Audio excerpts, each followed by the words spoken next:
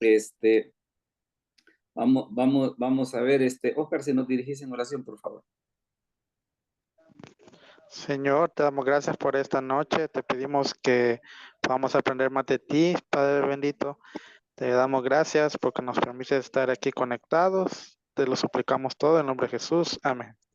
Amén. Muy bien. Vamos a comenzar entonces la reunión de esta noche y como les comentaba, y ese es el tema que ustedes ya pueden ver ahí en su pantalla, es el hecho de que vamos a hablar acerca de la reina Esther. Y precisamente la vez pasada, cuando digámosle así, cuando les di el entremés de cuál iba a ser el tema de este día, una de las cosas que yo les estaba comentando es precisamente una cuestión y que hoy la vamos a contestar, entre todos la vamos a resolver, es precisamente el asunto ese de que, bueno, mire, y a la hora de las horas y ese matrimonio de Esther con el rey Asuero como que fue un matrimonio así de conveniencia, ¿va? Aquello de que mira, casate con él porque el hombre tiene pisto. Entonces, fíjese que solo para que se haga una idea, por ejemplo, yo estaba leyendo en Wikipedia de que, por ejemplo, la versión que da en Wikipedia de Esther dice que es reina y prostituta, ¿verdad? Entonces, no, le digo, son meros groseros. Entonces, vaya, ¿qué es lo que sucede? Wikipedia da esa versión precisamente porque como ellos lo ven, hasta cierto punto como que el matrimonio de Esther fue un matrimonio a conveniencia, pues aquello de poder decir, mira, casate con él con la idea de que después nos pueda ir bien a nosotros. Entonces ya vamos a ver de discutir un poco, esa idea, a ver si efectivamente pues es algo que se pueda, digámoslo así, que realmente se pueda comprobar de esa manera, ¿no? Entonces vamos a comenzar precisamente hablando un poquito acerca de Esther, hablando un poco acerca del ambiente, y fíjese de que una de las cosas que las escrituras nos mencionan es precisamente que su nombre anterior era Adasa. Hermano Jaime Rivas, si nos hace el favor de leernos esa cita de Esther 2:7, que son las letras azules. Palabra de Dios dice, Esther 2:7, y había criado a Adasa, es decir, Esther, hija de su tío, porque era huérfana, y la joven era de hermosa figura y de buen parecer. Cuando su padre y su madre murieron, Mardoqueo la adoptó como hija suya. Palabra de Dios. Correcto. Entonces vea de que en este caso, ¿qué es lo que sucede? Si hablamos un poquito acerca de Esther, nos topamos con esa situación de que ella era huérfana y precisamente la persona que la adoptó en ese caso sería prácticamente su primo, ¿no? Que en este caso es Mardoqueo, porque dice ahí en el versículo 7, dice que Esther, dice, era hija de su tío, o sea, de Mardoqueo. Y fíjese que hablando un poquito acerca del nombre de Esther, es bien interesante su significado, ¿no? Porque fíjese que el nombre de Esther, o Adasa, perdón, el nombre de Adasa lo que significa es mirto. Eso que usted ve ahí en el cuadro de abajo es precisamente lo que es una planta de mirto, ¿verdad? Así que por aquello de que si no lo conocíamos, pues, o por lo menos así, esa plantita es la que tiene ese nombre. Entonces, ese era el nombre, digámosle así, el nombre hebreo que tenía Esther, que era el nombre de Adasa. Pero ¿qué era lo que sucedía? El nombre que ella usaba ya en el imperio persa era este nombre de Esther. Y Esther lo que significa es estrella. Una de las cosas y que precisamente las escrituras lo mencionan es el hecho de que Esther era una chica huérfana. Entonces, en ese aspecto, estamos con la situación esa de que prácticamente ella tenía, por decir así, eh, como que por ese lado, digámosle así, como que por ese lado la vida no le había sonreído mucho, ¿no? En el sentido de decir, pues mire, fíjese que mis papás están muertos. Pero, ¿qué es lo que sucede? Con todo y eso, pues, este Mardoqueo tuvo a bien adoptarla. Y una de las cosas, por ejemplo, que a veces inclusive hasta en el Colegio de Teología hemos discutido, por ejemplo, esa muestra de amor tan grande que significa el que alguien lo adopte a uno, pues, y no solamente eso, sino que inclusive que hasta le dé el amor como que si fuera hijo de propia sangre, ¿no? Entonces, en ese aspecto, la verdad de que aquella persona que da ese paso, definitivamente que Dios le bendiga, ¿verdad? Por aquello de que prácticamente adoptar es un gesto de amor, pues, porque no se le puede llamar de otra manera. Ahora fíjese que está la cita esa que les mencionaba, ¿no? de precisamente el nombre de Esther. Hermana María Lidia, si nos lee por favor esa cita de Esther 2:5 al 6, serían solo las letras azules. Había en Susa, residencia real, un varón judío cuyo nombre era Mardoqueo, hijo de Jair, hijo de Simei, hijo de Cis, del linaje de Benjamín, el cual había sido transportado de Jerusalén con los cautivos que fueron llevados con Jeconías, rey de Judá, a quien hizo transportar Nabucodonosor, rey de Babilonia. Correcto. Entonces vea de que en ese aspecto se da la situación esta, de que qué era lo que sucedía. Ellos habían llegado precisamente a consecuencia del cautiverio babilónico. Ellos habían estado primeramente en Babilonia, pero qué era lo que sucedía cuando los medos y los persas tomaron control de esa parte, pues prácticamente ellos pasaron a formar parte de lo que ahora, digámosle así, era el imperio medo-persa. Entonces, en ese ambiente era precisamente en el que, digámosle así, en el que Esther creció. Entonces, estamos con la situación esa de que no estaban en Israel, sino que estaban gobernados por un rey pagano. Esther era huérfana de papá y mamá, y la persona, pues, la persona que había tenido a bien de cuidarla, pues era su tío. No quiere que traiga el niño, porque yo no sé. Ahora fíjese que, déjeme ver una cuestioncita por acá, que hay alguien que creo que tiene el parlante un poco fuerte. Veamos. Si gusta, hágame pastor, para ayudarle con eso. Ahorita le traspaso el mando. Ahorita le traspaso el mando.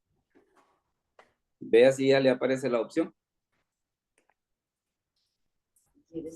Sí, ¿verdad? Bueno, entonces ahí tenemos esa situación en la que nosotros vemos prácticamente el ambiente en el que se estaba desenvolviendo Esther.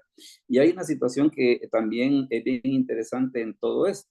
Precisamente, ¿qué era lo que estaba sucediendo en ese momento en el imperio persa? Y hay una situación que precisamente el libro de Esther se encarga de describirnos y es la siguiente. Era el hecho de cómo era la vida en ese momento en la vida del este imperio medo-persa. Y mire lo que dice, por ejemplo, ahí en Esther 1 del 1 al 5, dice, aconteció en los días de Asuero, el Asuero que reinó desde la India hasta Etiopía sobre 127 provincias, que en aquellos días cuando fue afirmado el rey Asuero sobre el trono de su reino, el cual estaba en Susa, capital del reino, en el tercer año de su reinado hizo banquete a todos sus príncipes y cortesanos, teniendo delante de él a los más poderosos de Media y de Persia, gobernadores y príncipes de provincias, para mostrar él las riquezas de la gloria de su reino, el brillo y la magnificencia de su poder por muchos días, 180 días. Imagínense hacer una fiesta de 180 días, ¿qué estamos hablando? De 6 meses, ¿no? De 6 meses. Y todavía para cerrar la fiesta, imagínese usted cómo se ve que le rebalsaba el gusto. Dice el versículo 5, y cumplidos estos días, hizo el rey otro banquete por 7 días en el patio del huerto del Palacio Real a todo el pueblo que había en Susa, capital del reino, desde el mayor hasta el menor. O sea, de que ahí en ese aspecto a esta gente, si era por pasar en parranda, se ve que ellos habían ¿cómo se llama? Ellos tenían la posibilidad. Ahora, es interesante el hecho de saber de que Esther va para ese mundo, ¿verdad? Esther va para ese mundo y lo interesante y que las escrituras nos mencionan es el hecho de que a pesar de que Esther iba para ese mundo, ¿qué fue lo que sucedió? Se ve que ella no se corrompió, pues. O sea, no fue aquello de que, mire, como, ni modo, pues como estamos en un ambiente pagano y el rey es otra cosa, no vivimos en Israel. Entonces, con todo y eso vemos de parte de Esther una situación de fidelidad, ¿no? Y fíjese la otra situación que se dio. La otra situación que se dio fue precisamente de que anteriormente había una reina que se llamaba Basti. Esta reina Basti la destronaron y es por lo que dice acá en los versículos 1 del 7 al 12. Hermana María Julia, si nos hace el favor de leernos esa parte de Esther 1 del 7 al 12. Esther 1 del 7 al 12, que es el párrafo que está a la derecha. Ok. Y daban a beber en vasos de oro y vasos diferentes unos de otros, y mucho vino real, de acuerdo con la generosidad del rey. Y la bebida era según esta ley, que nadie fuese obligado a beber, porque así había mandado el rey a todos los mayordomos de su casa, que si hiciese según la voluntad de cada uno. Asimismo, la reina Basti hizo banquete para las mujeres en la casa real del rey Asuero. El séptimo día, estando en el corazón del rey alegre del vino, mandó a Meumán, Ah, a Arbanón, Nahid, le voy a Tista, ayudar con esa parte. A Bacta, Setar y Carca, 7 eunucos que servían delante del rey Asuero. Vaya. 7 eunucos servían delante del rey Asuero, que trajesen a la reina Basti a la presencia del rey con la corona ella para mostrar a los pueblos y a los príncipes su belleza porque era hermosa. Mas la reina Basti no quiso comparecer a la orden del rey enviada por medio de los eunucos. Y el rey se enojó mucho y se encendió en ira. Mire qué ambiente más lindo para el que va a Esterba. Primeramente, vemos un ambiente en el que está, en ese momento, digámosle así, el emperador más poderoso de la época. Tienen un lujo para, vaya, porque imagínese usted eso que dice la escritura, que le servían en vasos de oro. Y bueno, y no solamente eso, sino que los vasos eran de oro, sino que los vasos dice que eran diferentes unos de otros, o sea que todavía para rebalsar el gusto no los hacían iguales, ¿verdad? Por aquello de para que nadie se sintiera, ay, mire, estos pobres, estos acabados, se ve de que todos los vasos los hacen igual. No, hasta los vasos los hicieron diferentes. Entonces, una de las cosas que se da, y precisamente al parecer lo que se da en este momento, y en el libro de Esther se ve esa situación, de que prácticamente, digámosle así, quien era la esposa del rey, si el rey no la llamaba, ella no podía ir. Imagínese usted que en ese aspecto qué complicado era en ese aspecto ser la esposa del rey. Pues. Y en este caso, que el rey la manda a llamar, se le ocurre a la mujer no ir, ¿va? Entonces, ¿qué es lo que sucede? Una de las cosas que dice la escritura que se dio fue el hecho de que vino el rey y dijo, no, él consultó con los consejeros y los consejeros le dijeron, mira, le dijo, aquí lo que va a pasar es que si vos toleras esto, ¿qué van a decir en el reino de Media y de Persia? Ah, mire, al rey la mujer no le hace caso. Entonces, qué fue lo primero que hicieron? Te me vas, te me vas. Entonces la destronaron, precisamente por esa situación. Tal vez que qué problema había entre los dos como para que en ese momento ella no quisiese ir, entre otras cosas, recuerde que habían estado en una fiesta de 180 días, entonces como que estar en ese momento como que no era, tal vez como que no era no era el lugar más bonito para estar, pues. No era el lugar más bonito para estar y entonces, pero el rey en ese momento, como él estaba borracho, pues a él prácticamente le valió, ¿no? El hecho de decir, ah, no, mire, ¿cómo se llama? Basti no quiere venir, sino que él simplemente lo tomó como un acto de rebeldía y la quitó. Entonces, ahora, ¿qué es lo que sucede? Se da esta situación, mire. Después de que pasa eso, entonces se busca la sucesora. Y mire, y en este caso, cómo se da el asunto de la elección de Esther. Veamos, hermano Jaime, si nos lee por favor ese párrafo de Esther 2 del 1 al 4. Esther 2 del 1 al 4. Palabra de Dios. Dice así. Pasadas estas cosas, sosegada ya la ira del rey Asuero, se acordó de Basti y de lo que ella había hecho y de la sentencia contra ella. Y dijeron los criados del rey, sus cortesanos, busquen para el rey jóvenes vírgenes de buen parecer, y ponga el rey personas en todas las provincias de su reino que lleven a todas las jóvenes vírgenes de buen parecer a Susa, residencia real, a la casa de las mujeres, al cuidado de Hegai, eunuco del rey, guarda de las mujeres, y les den sus atavios. Y la doncella que agrade a los ojos del rey, reine en lugar de Basti. Esto agradó a los ojos del rey y lo hizo así. Palabra de Dios. Correcto. Vea entonces qué es lo que sucede. Fíjese que hay una entrevista bien interesante, por cierto, se la recomiendo, está en YouTube, donde Jaime Bailey le hace una entrevista a una reina de belleza. Lo interesante es de que esta reina de belleza es creyente. Entonces le dice Jaime Bailey, pues entre otras cosas, pues él no, tal vez no es que sea ateo, pero digámosle sí que como que no cree mucho en Dios, ¿no? Aparte de por su misma cuestión de la homosexualidad que él en algún momento ha tenido o tiene, pues entonces como que los cristianos no somos personas que seamos muy bien vistos por él, ¿no? Y viene esta chica y le dice, no, le dice, si en la Biblia hay un concurso de belleza, ¿no? Así le dice Jaime Bailey, sí, claro, le dice, Esther le dice que llegó a ser reina a través de un mismo universo, precisamente tomando la analogía esta de que lo que sucedió fue este incidente del concurso y de esa manera fue que Esther llegó a, digámosle así, llegó a esa posición. Ahora mire qué es lo que sucede, por ejemplo, en Esther 2 del 8 al 11. Oscar, si nos lees esa porción, por favor, Esther 2 del 8 al 11.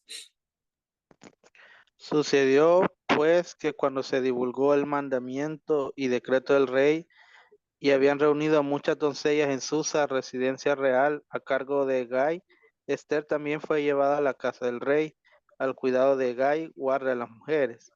Y la doncella agradó a sus ojos y halló gracia delante de él, por lo que hizo darle prontamente atavíos y alimentos, y le dio también 7 doncellas especiales de la casa del rey, y la llevó con sus doncellas a lo mejor de la casa de las mujeres. Esther no declaró cuál era su pueblo ni su parentela, porque Mardoqueo le había mandado que no lo declarase. Y cada día Mardoqueo se paseaba delante del patio de la casa de las mujeres para saber cómo le iba a Esther y cómo la trataba. Fíjese de que en este aspecto Mardoqueo se ve que se porta prácticamente como un papá amoroso, a pesar de que, por lo que hemos visto, él no era su papá, porque sus padres habían muerto. Pero ¿qué era lo que sucedía? Se ve de que este Mardoqueo se lo tomó bien a pecho en el sentido de decir, bueno, ya que ella la han llevado ahí, entonces, ¿qué es lo que voy a hacer? Dice el versículo 11, dice que cada día, dice Mardoqueo, se paseaba delante del patio de la casa de las mujeres para saber cómo le iba a Esther y cómo la trataban. En el caso de Mardoqueo, él podía hacer eso, precisamente porque como él era funcionario del rey, entonces él tenía la opción de poder estar cerca de Esther. Una de las cosas que se discute, por ejemplo, en la cuestión esa de que por qué Mardoqueo tenía acceso al patio, era porque esta gente tenía la costumbre de que, por ejemplo, digamos, estaba el rey en lo que era por decir así, su sala de trono, y aquellos funcionarios importantes que él pudiese necesitar generalmente estaban en un patio aparte.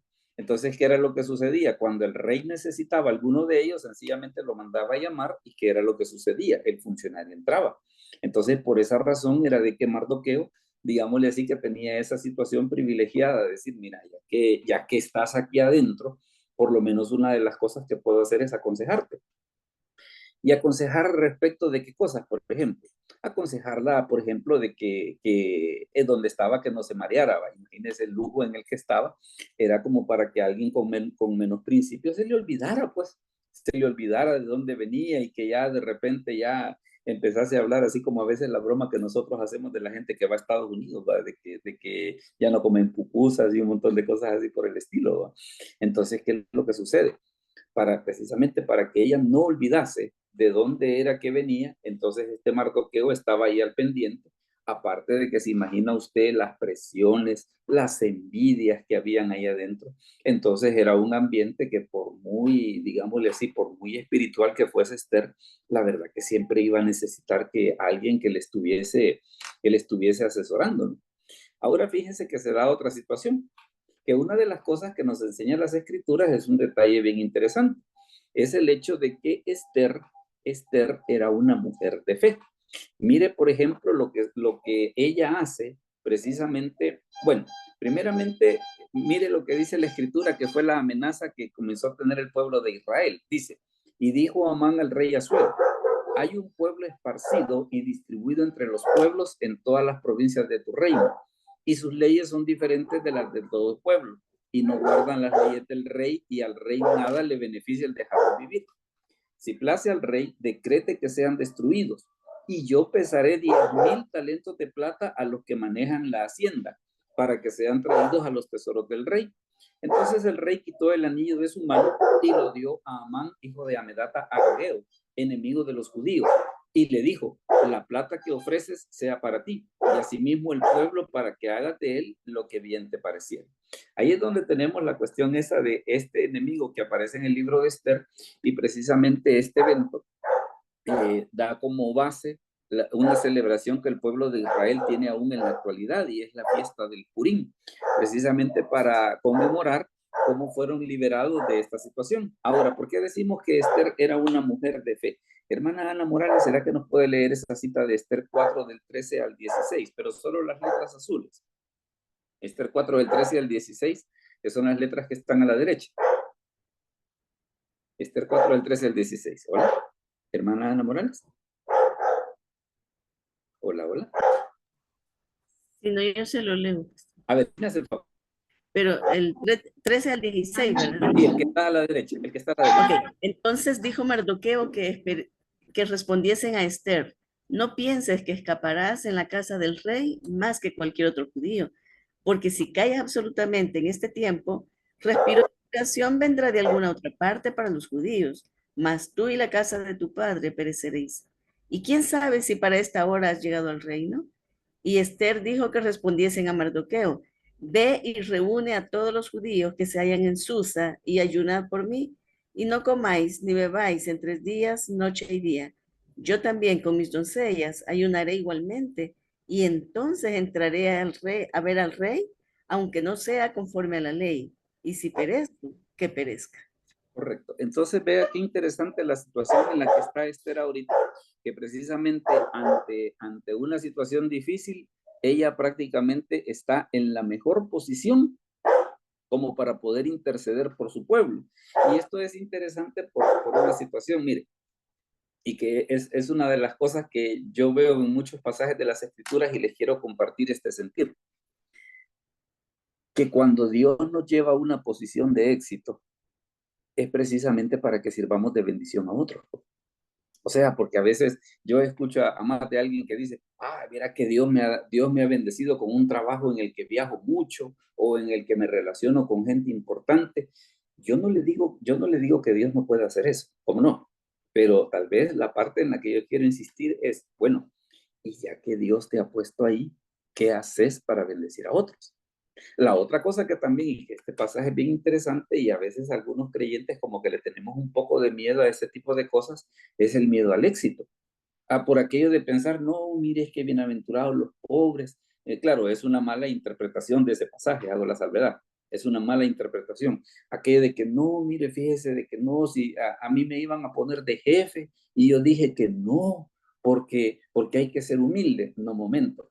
¿No será que tal vez Dios lo quiere poner de jefe precisamente porque sabe que estando en la posición de jefe va a poder bendecir a otras personas?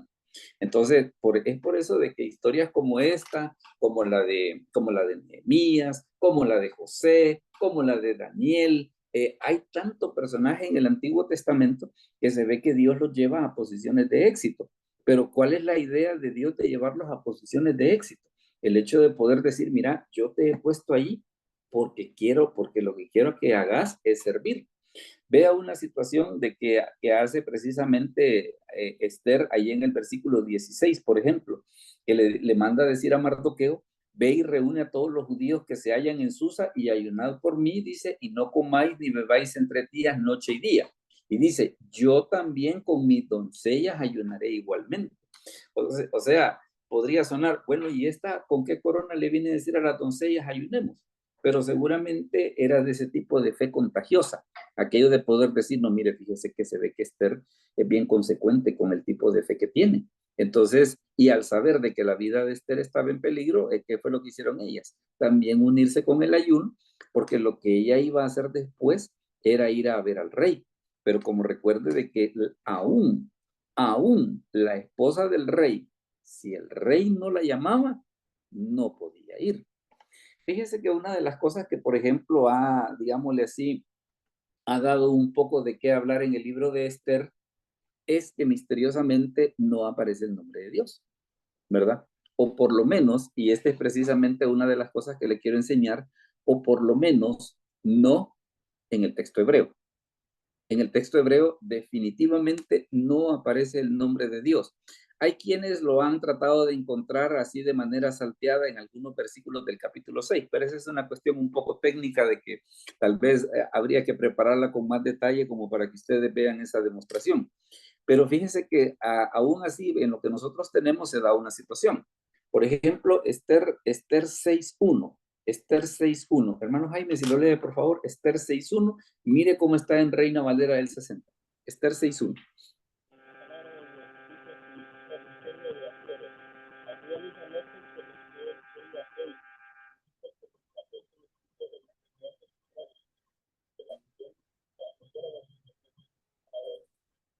Fíjese que se le oye un poco lejos, hermano Jaime. ¿Será que se ha alejado un poco del dispositivo?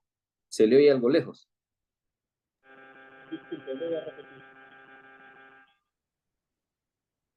A ver. Pastor, Sí, ya sí, puedo yo. a ver, léalo, Decir la por favor. palabra. Dice, Okay. aquella misma noche se le fue el sueño al rey y dijo que le trajesen el libro de las memorias y crónicas y que las leyeran en su presencia. Correcto, eso es lo que dice Esther 6.1 en Reina Valera del 60. Ahora, fíjense que aquí se da una situación. Es de que, por ejemplo, la Biblia de Hünemann, que como a veces hemos comentado, la Biblia de Hünemann es la traducción de la versión de los 70 al español. Y fíjese que en la versión de los 70 ocurre esta situación. Dice, pero el Señor, dice, alejó el sueño del rey aquella noche y dijo a su servidor que le trajera las escrituras, memoria de los días, para que la leyera. Ahora, una de las cosas que es interesante en esto es lo siguiente. Es cierto que nosotros ocupamos como base para nuestras escrituras el texto hebreo, específicamente para el Antiguo Testamento. La versión de los 70 originalmente fue hecha porque el rey Ptolomeo quería precisamente, como él estaba haciendo la biblioteca de Alejandría, él quería tener todo el conocimiento posible. Y una de las cosas que él pidió fue que le tradujeran el Antiguo Testamento al griego. Entonces, ¿qué era lo que sucedía? Como los traductores de la Septuaginta se ve que iban más pensando no tanto en hacer un libro para judíos, sino un libro para que estuviese de dominio público en una biblioteca. ¿Qué fue lo que hicieron ellos? En este aspecto es bien curioso de que ahí sí menciona la palabra Señor, cosa que en el caso de Reina Valera, que se basa en el texto hebreo, no lo tiene. Luego otra cosa, por ejemplo, que usted ve allí y que le acabo de poner, es precisamente qué es lo que dice la Septuaginta.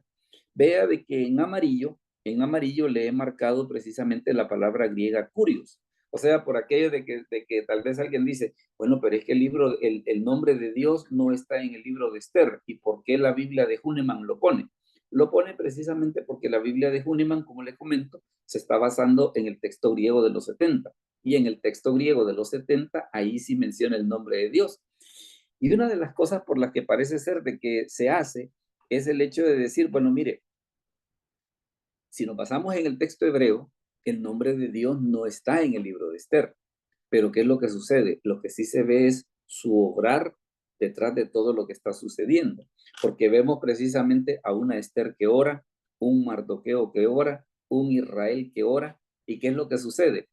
Precisamente ante una situación tan difícil como esa, de que prácticamente todo el pueblo de Israel iba a ser exterminado, pues como que habían razones para poder orarlo. Y eso es precisamente lo que se da en este momento. Luego fíjense que, por ejemplo, una de las cosas que también está en la versión de los 70 es de que en la versión de los 70, por ejemplo, está la oración que hizo Esther, ¿verdad? Aquí pues yo le he puesto un extracto porque la oración es más larga, pero mire, por ejemplo, para que se haga una idea de algunas cosas que dice la oración según la versión de los 70. O sea, esto no está en nuestra Biblia porque, como le repito, nuestra versión se basa en el texto hebreo. Pero en la versión de los 70 dice, orando Esther, no te desatiendas de la porción tuya que te has redimido de tierra de Egipto. Escucha mi plegaria y reconcíliate con tu heredad y trueca nuestro llanto en regocijo, para que, viendo, cantemos tu nombre, Señor, y no destruyas la boca de los que te loan, Señor. Luego la oración es muchísimo más larga, pero pues ahí yo le he puesto nada más un extracto. precisamente para que vea de que según la versión de los 70, pues sí se ve que Esther hizo esa oración. Ahora, hay otra cosa que también y tiene que ver con la cuestión de la intercesión de Esther, y es lo siguiente. Según dice el libro, una de las cosas que hizo Esther es que de golpe no le dijo al rey cuál era el problema, sino que lo primero que hizo fue que lo invitó a 2 comidas. Entonces, ¿qué es lo que es? Bueno, primero se dio el asunto de que todo el pueblo estuvo orando por ella, a pesar de que dice la escritura que en 30 días el rey no la había llamado. Y si ella entraba y el rey no extendía su cetro, entonces la iban a matar por muy la esposa del rey que fuera. Entonces, por eso es de que Esther les dice, mire, oren por mí, porque lo que ella iba a hacer prácticamente una de dos, o me mata el rey, o me matan estos por quedarme callada por la cuestión esa de que como se había dado el decreto de exterminar a los judíos, entonces, ¿qué es lo que sucede? Viene Esther y dice, bueno, lo que voy a hacer es que voy a entrar y voy a ver qué me dice. Y mire qué fue lo que sucedió. Fíjese que hay 2 Anas en la lista. Tal vez está Ana Morales, ya nos leyó. Hay otra hermana Ana, no sé si nos podrá leer Esther 7 del 3 al 6.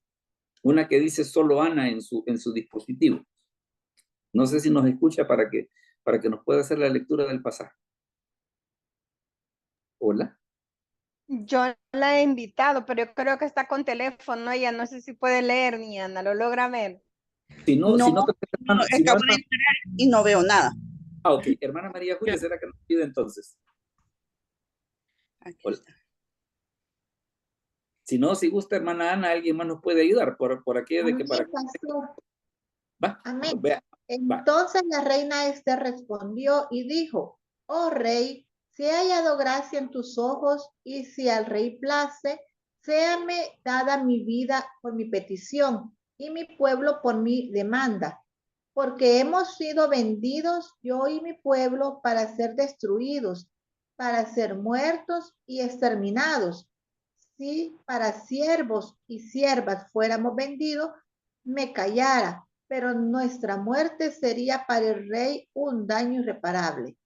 Respondió el rey Asuero y dijo a la reina Esther, ¿quién es y dónde está el que ha ensorbecido su corazón para hacer esto? Esther dijo, el enemigo y adversario es este malvado Amán. Entonces se turbó Amán delante del rey y de la reina. Correcto. Y fíjese de que este Amán, si usted hace una lectura completa del libro, se va a dar cuenta que era un encanto de gente, ¿va? En este sentido, de que, por ejemplo, Mardoqueo, que era el tío, que era, digámosle así, el que había adoptado a Esther, una de las cosas que hacía era de que no se le inclinaba. Entonces a Amán eso como que le hacía que todos los gusanos del averno le salieran a flote, ¿verdad? Entonces, por eso fue que él tomó la decisión esa de decir, bueno, le voy a proponer al rey el exterminio de los judíos, que fue lo que hizo Esther. Muy sabiamente, bueno, lo primero que hizo fue orar, porque el rey no la había llamado. Se va a meter donde el rey, a pesar de que el rey no la había llamado, pero el rey extiende el cetro, entonces le estaba dando la venia de que sí podía entrar. Pero fíjese que la reina Esther muy prudentemente, en lugar de decirle qué era lo que quería, no, mira, te vamos a hacer una cosa, te quiero invitar a comer y quiero que Amán esté también. Entonces hicieron una primera cena, una primera comida. Después de esa primera comida, el rey le dice, ¿qué es lo que crees? Esther otra vez, muy prudentemente le dice, mira, hagamos una cosa, mañana voy a hacer otra comida, quiero que vengan ustedes 2 y entonces les voy a decir. Y efectivamente eso fue lo que sucedió, porque hizo la cena, los invitó a los 2 y ya en esa otra comida, entonces Esther le dijo, mira, nos quieren matar y el culpable es este Amán que está aquí sentado a la mesa con nosotros. Fíjense que con Amán ocurre una cosa, de que Amán se ve que era digámosle así, tan grosero, era tan grosero que a un montón de gente le había caído mal. Es por eso de que en esta cita que les acabo de poner ahorita de Esther 7, del 7 al 10, hermana Noemí Argueta, no sé si nos puede ayudar en la lectura, por favor, de Esther 7, del 7 al 10, es la cita que está a la derecha. Hola. Yo se lo leo, hermano. Ok, por favor, gracias. Dice, luego el rey se levantó del banquete, encendido en ira, y se fue al huerto del palacio. Y se quedó Amán para suplicarle a la reina Esther por su vida, porque vio que estaba resuelto para él el mal de parte del rey. Después el rey volvió del huerto del palacio al aposento del banquete, y Amán había caído sobre el lecho en que estaba Esther. Entonces dijo el rey, ¿querrás también violar a la reina en mi propia casa? Al proferir el rey esta palabra, le cubrieron el rostro a Amán. Y dijo Arbona, uno de los eunucos que servían al rey, he aquí en casa de Amán la horca de 50 codos de altura que hizo Amán para Mardoqueo, el cual había hablado bien por el rey. Entonces el rey dijo, colgadlo en ella. Así colgaron a Amán en la horca que él había hecho preparar para Mardoqueo, y se apaciguó la ira del rey. ¿Sabe por qué le decía de que Amán era un encanto de gente? Porque justo en este momento que el rey está enojado con Amán, qué casualidad que un eunuco sabía que Amán tenía una horca en su casa y que la pensaba utilizar en Mardoqueo. No le habían preguntado, sino que simplemente dice, mire, fíjese de que este señor ahí en la casa ha mandado a hacer una horca porque como la trae contra Mardoqueo y lo quiere ahorcar, por eso la ha mandado a hacer. ¿Verdad? Sería así como aquello de decir que tal vez aquella persona que nos cae mal y que por alguna razón cae en desgracia, va. Mire, fíjese que yo sé que él tiene armas ahí en la casa, va. Qué curioso que el eunuco se acordó justo en ese momento que el rey está pensando qué hacer con Amán. Se acuerda que él tiene una horca en la casa, y qué es lo que dice ahí al final del versículo 9. Dice, el cual había hablado bien por el rey. Entonces el rey dijo, colgadlo en ella. Vaya, está bien, ¿va? Entonces, por eso le decía de que si Mardoqueo, cuando veía a Amán, si no se le inclinaba, en parte no era tanto porque él fuera irrespetuoso, sino porque Amán, le digo, era de aquel tipo de gente tan grosera que de que, ay, te saludo porque sos el jefe, pero si se pudiera te diera bocado, papito.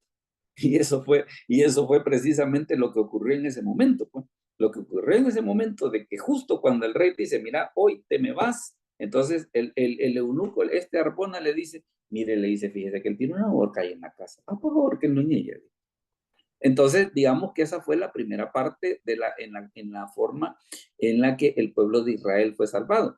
Luego la segunda parte tiene que ver precisamente con esta porción. Ya nos vamos acercando a la pregunta por la cual estamos en la reunión de esta noche.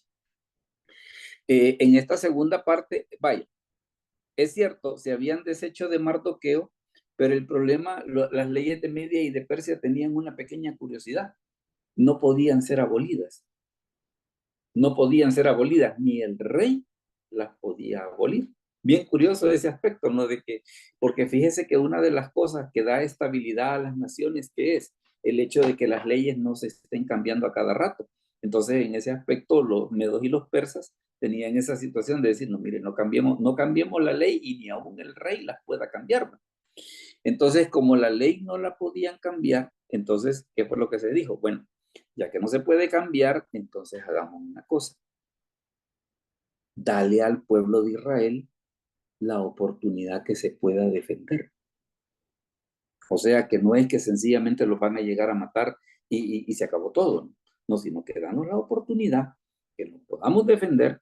Y entonces el rey dijo, correcto, ya que como no podemos darle vuelta al decreto, lo que sí podemos hacer es hacer otro decreto. ¿Para qué? Para que digámosle así, para que le haga contrapeso a esa orden tan horrible de exterminar a toda una nación en un día determinado. Entonces, ¿qué fue lo que sucedió? Después dice la escritura de que al final en el versículo 13 dice que la copia del edicto que había de darse por decreto en cada provincia para que fuese conocida por todos los pueblos, decía que los judíos estuviesen preparados para aquel día para vengarse de sus enemigos. Y lo que en ese momento hubiera sido un día de llanto, un día de tristeza, ¿qué fue lo que sucedió? se convirtió en un día de victoria. Ahora, fíjese que aquí viene la pregunta que yo les había comentado hace 2 semanas, que era una de las cuestiones que íbamos a discutir. Era la cuestión esta de que, mire, ¿y no habrá sido Mardoqueo un oportunista en el sentido de decirle a Esther, mira, te conviene que te cases con el rey? O sea, sería como, vaya, tal vez como para darle una idea. Es como aquella gente que casan a sus hijas con hombres que tienen dinero, aunque las traten mal, aunque los hombres sean mujeriegos, aunque sean un montón de cosas, pero como tiene pisto. ¿No será eso lo que sucedió ahí? ¿Quién quisiera opinar al respecto? No tenga miedo de equivocarse porque todos estamos para aprender. Aún yo estoy aprendiendo. No sé si alguien quisiera darnos una idea o no sé si me daba a entender en la pregunta sobre qué es el asunto que está en medio de todo esto. Porque, pues sí, por aquí decir, no, mira, él es el rey, ya que vos sos bonita, pues entonces cásate con él, va. Anda, candidatea, quién sabe si quedas, y mira, te van a dar tus carros del año, vas a tener una casa en una zona residencial bien bonita. ¿Quién quiere opinar sobre qué habrá sucedido en ese momento? Si no era que Mardoqueo era un oportunista. ¿Alguien quiere opinar? ¿Alguien se atreve? Veamos. Hola. Hermano, definitivamente era un oportunista. Me gusta su estilo. Con el detalle que él no está buscando esa parte materialista de que cualquier otra persona pudiera haber buscado. No sé si Mardoqueo podía visualizar o ya había un antecedente de choque con Amán, ¿verdad? Porque Mardoqueo había defendido al rey de un atentado y el rey era un gentil, era un medo persa, pero ¿qué le digo? El hecho de haber defendido al rey, pues obviamente ya le había hecho caer en desgracia a Mardoqueo delante de Amán y quién sabe de cuántos más. Ajá. Entonces, si ve la oportunidad en introducir a Esther, él no sabe si Esther va a ganar la candidatura, el concurso Miss Universo, pero la introduce porque él ya está en problemas a nivel político en el lugar donde trabaja. Ok. Entonces, como oportunista, lo es. Pero oportunista en ese sentido, tal vez no que él lo haya hecho así como, por ejemplo, como se hace en la actualidad, de decir, mira, casate con ese muchacho, que mira que la familia tiene pisto, la familia tiene una empresa y te va a ir bien y nos vas a sacar a nosotros de deudas y cosas. Yo te empujo y ahí ve cómo salís. Él estaba detrás, él siguió detrás de ella. Ok, muy bien. Muy bien, hermano Jaime Rivas, le veo con la mano levantada, cuénteme. Gracias, pastor. Para mí, Dios, creo que esto hay que enfocarlo como que un nivel superior. Dios permite y toma ventaja pues, de todos los instrumentos, sean bien intencionados, mal intencionados, para sus fines. Y si el fin último era rescatar al pueblo de Israel pues, de ese peligro. Y si, digamos, un Mardoqueo fue oportunista, bueno, pero todo fue para bien del pueblo de Israel en ese momento. Aunque sea de esa manera, incluso la belleza de la reina, pues también, no sé si era la más bonita, pues, pero se clavó en el corazón. Pues, debió serlo para ganar. Debió serlo para ganar. O como eso de la belleza es un poco subjetivo, ¿no? Es un poco subjetivo, pero la cosa es de que encandiló al hombre y él la eligió para que fuese su esposa. ¿Hola? ¿Hola, hola? Totalmente, pastor. Y bueno, también ahí lo que un paréntesis de la pregunta que ha originado estas intervenciones, estas interacciones, que la soberbia, digamos, de los reyes es un ejemplo más, pues, de tantos que se ven en las escrituras. Por ejemplo, la cabeza de Juan el Bautista fue producto, pues, de eso, ¿no? De la soberbia de un rey y aparte, pues, un poco de alcohol, ¿no? Sí, un poco.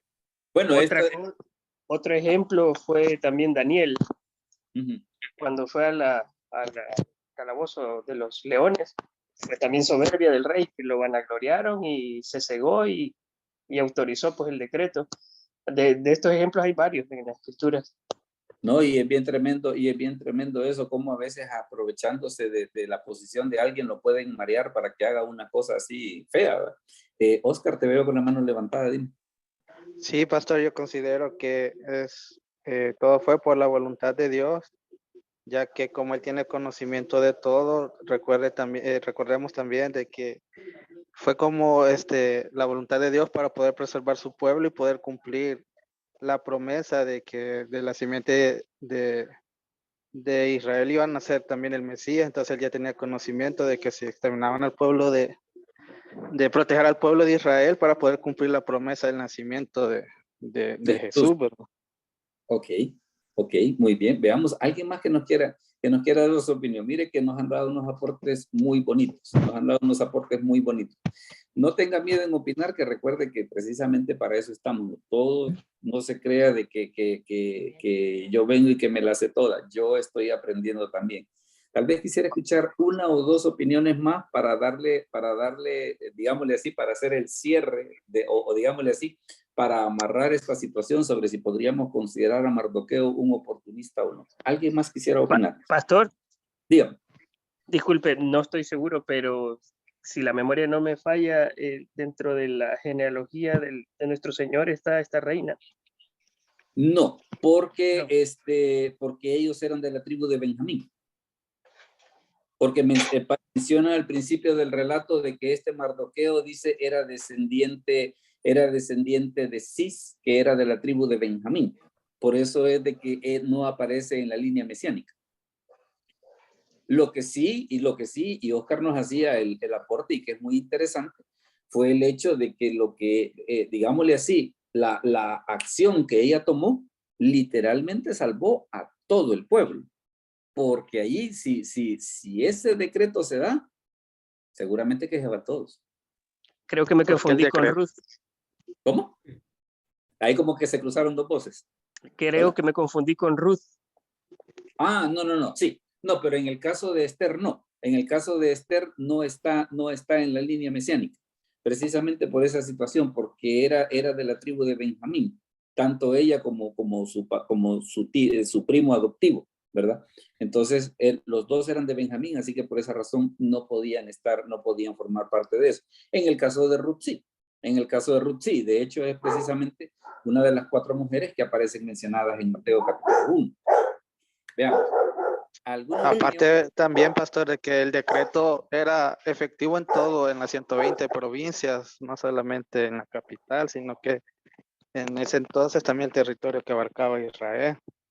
No, si es que, ¿cómo es? Ya me acordé. Es que esto es una mezcla clara de antisemitismo en todo el sentido de la palabra. Aquello de que los vamos a matar a todos los judíos en un solo día. Yo creo que quizás ni Hitler en sus momentos más locos se le hubiera podido ocurrir una situación así. Capaz que si los hubiera podido matar a todos de una sola vez, lo hace. Bueno. Déjeme comentarle entonces digámosle así, una respuesta que yo he encontrado sobre la cuestión esta de que si Mardoqueo era un oportunista. Y mire esta explicación. Algunos estudiosos dan a entender que Mardoqueo era un oportunista que quería casar a Esther con el rey para ganar prestigio. Pero esta afirmación no tiene fundamento. Él era un judío fiel y no podía aprobar aquel matrimonio. ¿Por qué? Porque en Deuteronomio 7:3 dice la escritura que los padres no debían de dar a los hijos a que se casasen con no judíos. O sea, había un mandamiento claro de que eso no debía suceder.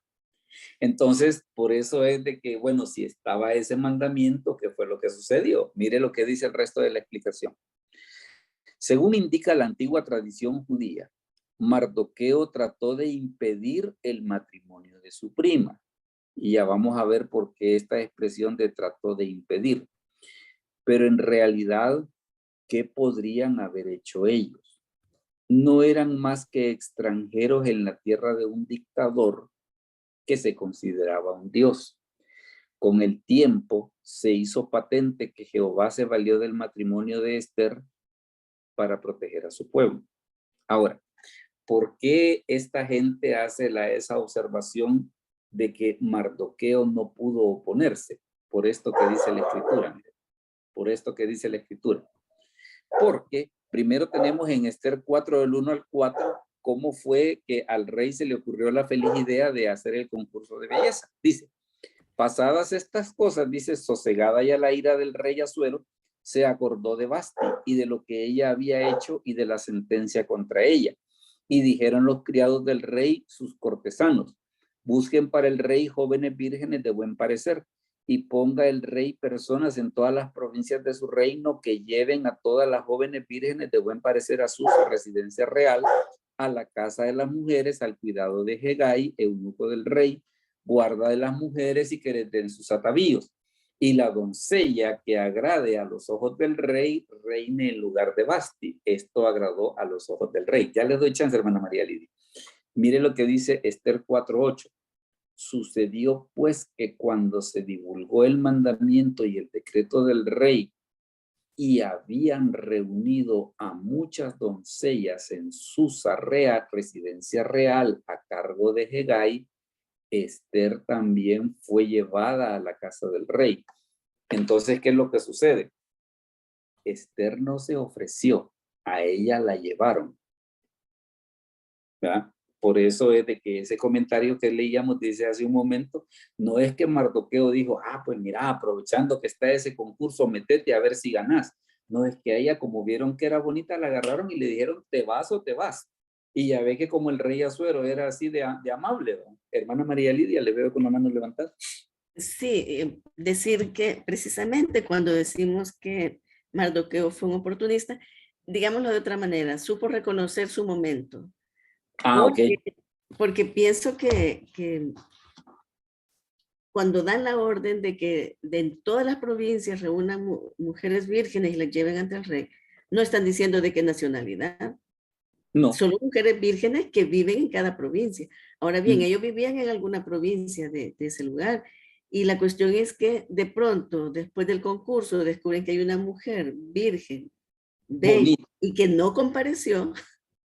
Ajá. Entonces, aunque no hubiera un edicto contra los judíos, a la pobre sí le tocaba, ¿verdad? Y quizás a su familia por no haber comparecido al llamamiento del rey. Y acuérdese de que Mardoqueo estaba bien cerca del rey porque inclusive tenía acceso al patio, que era donde estaban los funcionarios del rey. Entonces era como que decir, hey, mira Mardoqueo, vos tenés ahí una tu hija adoptiva que es bien bonita. Y escondida. pues sí, entonces no es aquello de que Mardoqueo dijo, mira, metete al concurso, quién sabe, nunca se sabe cuándo podemos tener ahí una persona colocada en una posición. Lo más seguro es que Mardoqueo, él ha de haber dicho que no. Fíjese que hay una película de Esther, por ejemplo, que ellos retoman un asunto bien interesante. Esto que le voy a decir no está en la Biblia. En esa película lo retoman, lo que no recuerdo es de qué tradición lo retoman, pero la cosa es esta. En esa película, según parece, Esther tenía un novio. Y lo que hace el rey para que el novio no se oponga, lo manda a castrar. O sea, de que si eso fuese verdad, o aunque no hubiese sido así de drástico, ya ve que el rey Asuero era loco. Imagínense eso de hacer la fiesta de 180 días, otra fiesta de 7 días, y después todavía cuando estaban en lo mejor de la bebida, mándenme traer a Vasti. No, era un fulano con un su, o aquello de que imagínense de que la esposa no podía ir si el rey no la llamara, la propia esposa. Entonces, para cualquier mujer es cierto de que tal vez tenía acceso a un montón de riqueza, pero también era un poco complicado. Hermana María Lidia, no sé si es que tenía la mano levantada de la vez anterior o es otra opinión, no sé. Que le veo que todavía tiene la mano levantada. Acabo de levantarla. Lo que sucede es lo siguiente. Veamos a Esther como judía en un ambiente que no es judío, pero que se ve obligada a ciertas acciones porque está dentro de ese contexto. Pero ahora veamos el caso de Vasti, si se me permite, aunque no sé si voy a tomar más tiempo, pero No, estamos bien, Vasti, estamos bien. la noche es joven aún. Ah, sí. Vasti era una mujer gentil también, al igual que el rey. Pero cuando Vasti es llamada a la presencia del rey, en las condiciones en que fue llamada y ella se niega, sabe que estaba investigando en alguna ocasión que Vasti realmente lo que hizo fue proteger la integridad del rey, porque sus propias leyes indican que el deber del hombre es proteger a su mujer. Si Vasti se exponía ante toda esa multitud de borrachos y a alguno le faltaba el respeto, más de alguno, por cierto, que de hecho el rey se lo estaba faltando al llamarla solo con la corona real. Ahí, obviamente que si ella iba a mostrar su belleza, no iba a ir con muchas vestiduras. Entonces, Basti, digámoslo así, recuerda la ley que el hombre debe guardar a su esposa. Este hombre no la está cumpliendo ahora.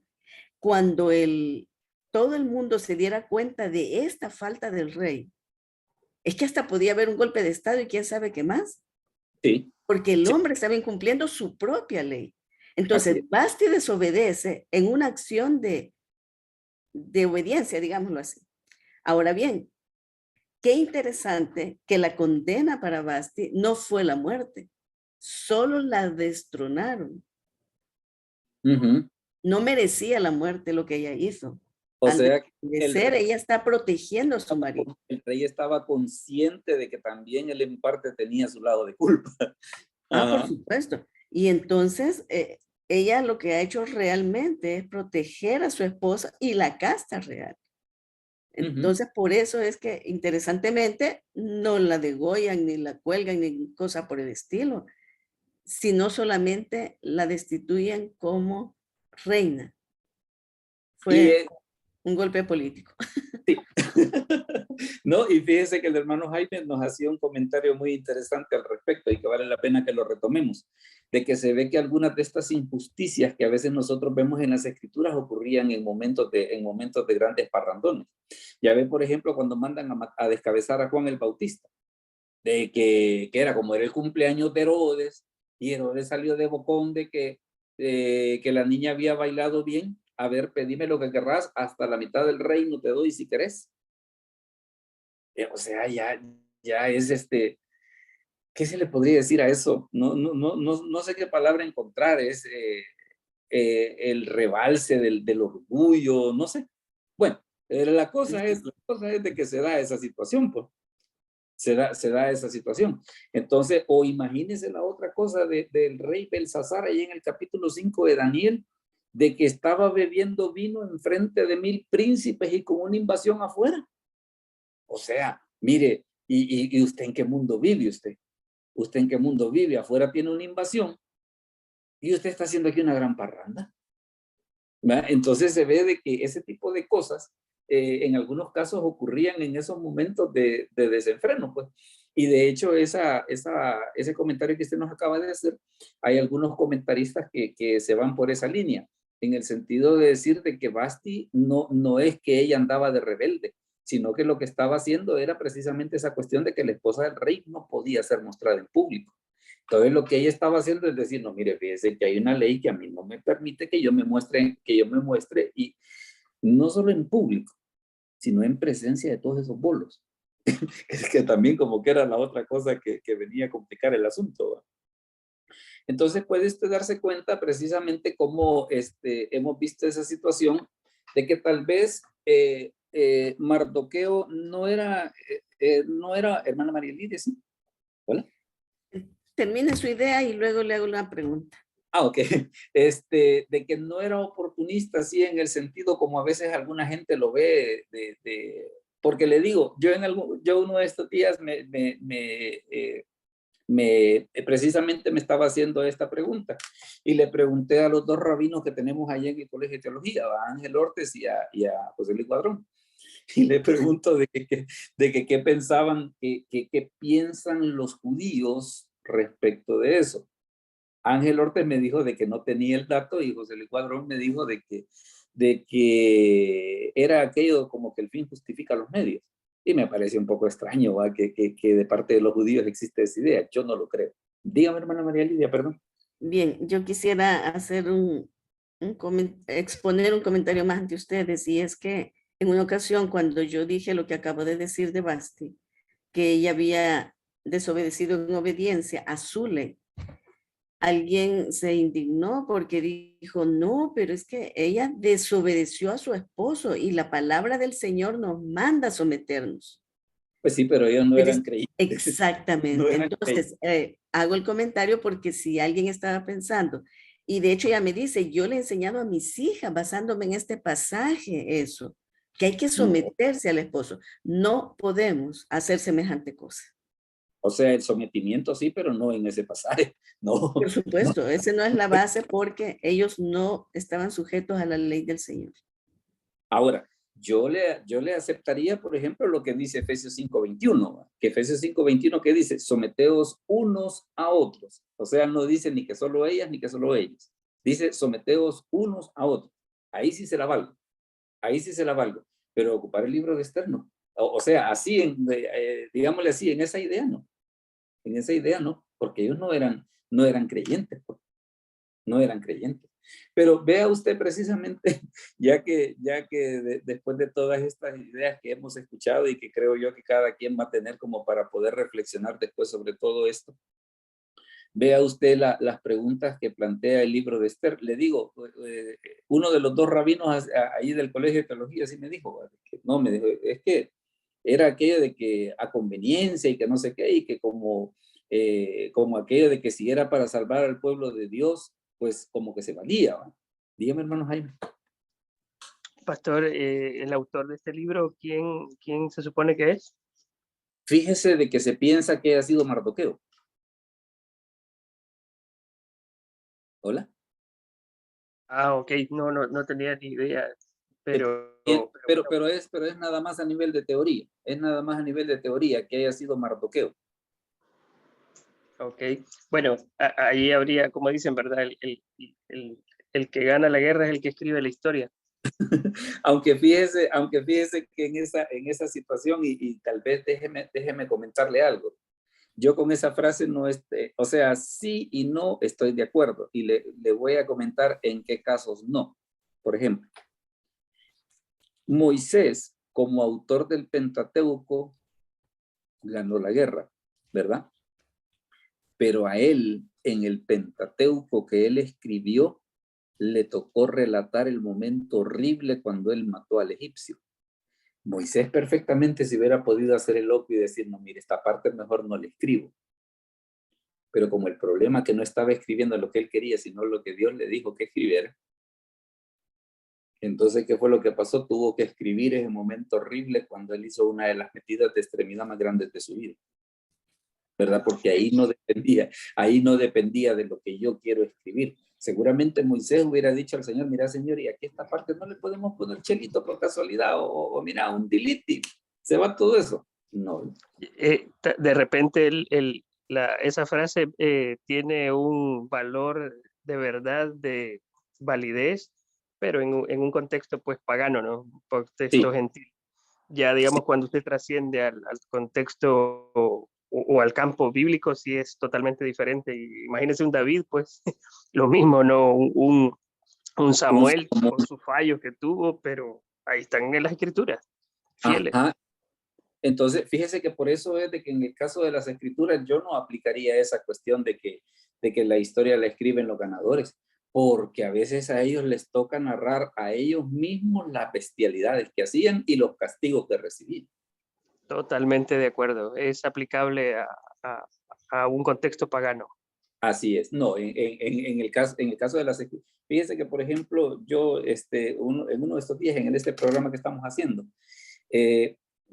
yo les comentaba la cuestión esa de que hay quienes dicen, es que como la Biblia es escrita por judíos, entonces los judíos siempre salen de tipos en todas las historias bíblicas. No. Porque la Biblia narra el cautiverio de 70 años que tuvieron los israelitas y que la pagaron caro. Los 400 años de esclavitud en Egipto que las pagaron cara. Entonces, ¿qué es lo que sucede? No en todas salen de tipo. No en todas salen de tipo. Veamos, hermana María Lidia, el último comentario y finalizamos. El Es último, que ¿verdad? se ha puesto bueno, ¿va? Se ha puesto bueno. Solamente insistir en la pregunta que usted hacía, si Mardoqueo fue un oportunista, y es que justamente cuando le pide que Esther interceda, cuando ya se conoce las intenciones de Amán, él le pide a Esther que interceda por ellos ante el rey. Le dice, ¿y quién sabe si para esta hora has llegado tú al reino? Entonces, pareciera que ya él mismo lo había visualizado, que él ya tenía conocimiento, etcétera. Desde luego, en todo esto se ve el hilo fino de Dios, ¿verdad? Sí. Pero Sí. él dice precisamente ahí para confirmar la situación, quién sabe si para esta hora ha llegado el reino. Ajá, y es que por aquello de, fíjese que Mardoqueo inclusive le dice una cosa, mira, no pensés que porque estás aquí en el palacio te vas a salvar. Una judía es judía. O judía es judía, y ahí el decreto no dice, mire, las judías que están en el palacio del reino, sino que el decreto dice judías, y si vos estás ahí adentro, no creas que te vas a salvar. Bueno, entonces mire, ha sido de veras ha sido una discusión muy enriquecedora. Les agradezco a todos aquellos que de una u otra manera han opinado. A los que no lo hicieron, pues igual, espero de que lo que hayamos visto les pueda servir de reflexión, ¿no? Les pueda servir de reflexión. Y le diré, el libro de Esther tiene un montón de cosas que definitivamente vale la pena predicar. No, mire, hay un montón de cosas en el libro de Esther que mínimo tendríamos que hacer unas 5 o 6 partes de esto para ver los otros aspectos, por ejemplo, lo de la parte de Mardoqueo, la parte de Amán. No, hay un montón de cosas por ahí que vale la pena y que probablemente en estudios futuros lo vamos a hacer. Eso que usted ve en pantalla es el tema para la próxima semana. ¿Por qué se perdió Judas? ¿Por qué se perdió Judas? Porque una de las cosas es, mire, y Judas sí vio los milagros del Señor, ¿y por qué lo entregó, hombre? Entonces, esa parte la vamos a contestar el próximo miércoles. Yo les agradezco, pues, que hayan estado con nosotros en la reunión de esta noche. Así que lo que vamos a hacer, pues, es que vamos a orar para poder terminar, para poder dar por finalizado. Así que le voy a pedir que inclinemos el rostro, y vamos a orar. Padre, te damos gracias por este momento, gracias por la bendición que tú nos has dado de poder estar reunidos en esta noche. Bendice a cada uno de mis hermanos acá presentes. Gracias te damos porque tú nos has permitido estar hasta esta hora. Danos una buena noche y bendice el día de mañana. Te lo pedimos y te lo agradecemos en el nombre de Jesús. Amén. Bueno, mis hermanos, el Señor les bendiga. Tengan una muy feliz noche y nos vemos a la próxima. Muchas gracias. Dios lo bendiga, pastor. Bendiciones, pastor. Gracias. Buenas noches a todos. Buenas noches. Bendición a todos. Amén.